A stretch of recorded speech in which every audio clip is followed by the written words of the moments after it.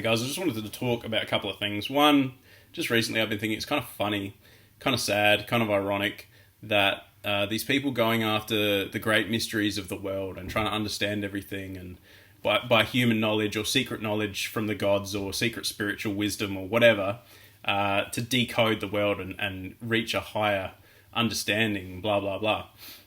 And it's wishy-washy. So you start off, doing like yoga or meditation or reading occult books and literature and stuff, and it all starts very wishy-washy and it just sounds dumb. What the reason for that is because the process of you being reeled in has to be gradual. So the higher you get up the food chain, eventually it turns into Lucifer's actually God. He was trying to set us free from this evil creator God who hates us and is just a fun spoiler. And we need to serve Lucifer, and he'll help us to become gods, just like him, just like the creator God, only not evil because the creator God's evil. It's retarded. And like if you tell that to a normie, they're just going to be like, "That's retarded. It doesn't make sense." So he's got to do it in gradual steps. So you swallow a little lie at a time, and then eventually you can be that twisted and dark that you can accept something like that, and like side with the rebel who is against the person who created you, which is very, like, if you work out the mechanics of that, it doesn't make sense. It's just not a logical choice. But over a gradual process and getting you to do bad things and getting you to demoralize yourself and filling you with like hate and anger and anxiety and all these things that the devil wants to fill you with to make you confused, eventually you lose sight of what's right and wrong, and you lose sight of logic. You don't start using, look at that, like what the left is now. There's no logic there. There's no thinking. And that's because the devil has subverted them so far. That's why a lot of them, that's where all the commies and all the people that are really anti-logic, boys can be girls, and, love is ageless and all that like stuff. Ugh, gross.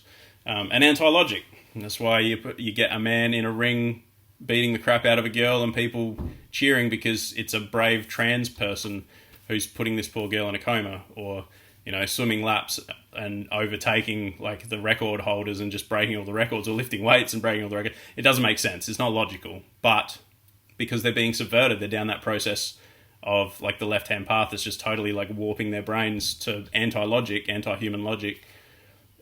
It's all just nonsense.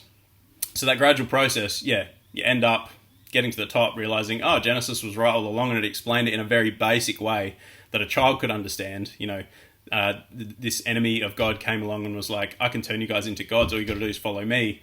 And then we're like, okay, and then we get in trouble for it, and God has to shut it down because it's bad for us, because he knows what's best for us, because he created us, and he knows a lot more than this snake devil creature, obviously.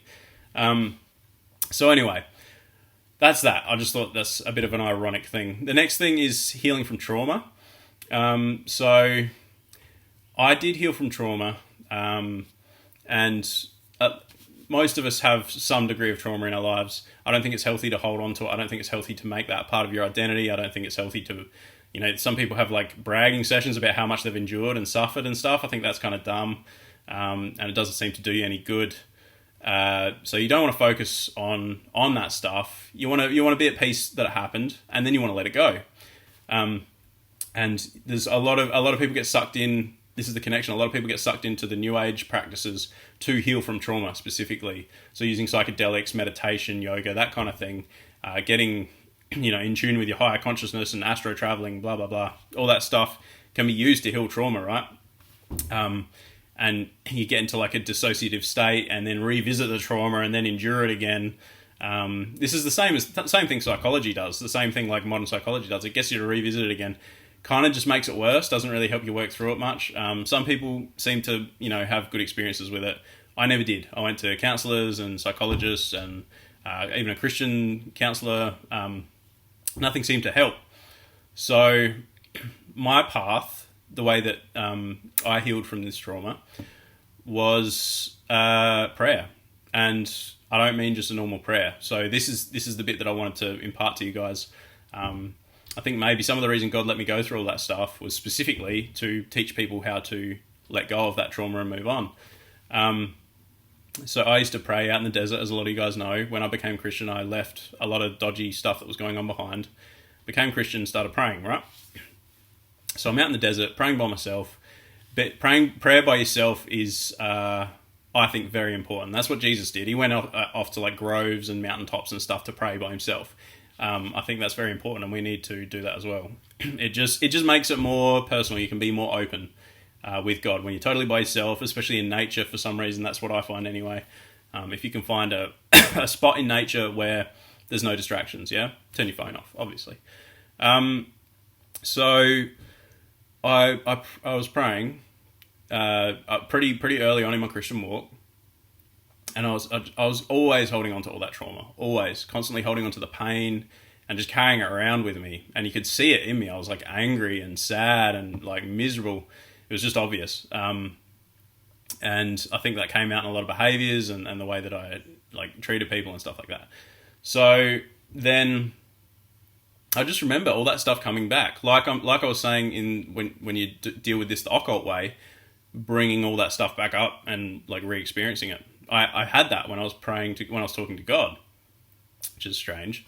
And it all just came back up. All that stuff, all that pain just came back up, and I burst into tears, right? And this wasn't like instant. This was like over a period of time of me getting to know God and, working out who he was through reading the word and talking to him, being in communion with him, that kind of thing. So it wasn't instant, but there was this point. I dropped to my knees, I started crying, it all came back up, all that stuff, all that pain, all that. And I remember just yelling out to God, it's unfair. It wasn't fair.